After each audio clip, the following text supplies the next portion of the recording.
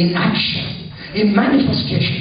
അതായത് സംസാരിച്ചു കഴിഞ്ഞാൽ അത് പ്രവർത്തിക്കപ്പെടും. അത് പ്രവർത്തിക്കപ്പെടും. അതാണ് റേമ.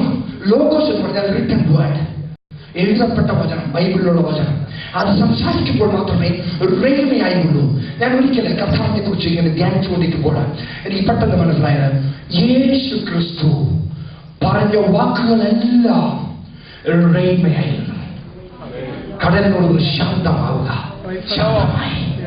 കുരുടനെ കാണിച്ചു കൊടുത്തു, നിമിഷം സംസാരിച്ചു. ഹല്ലേലൂയ.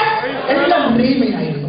ഇവിടെ നോക്കൂ, അബ്രഹാം തനിച്ചിട്ട് റേമയുമായി സാറായോട് പറഞ്ഞു.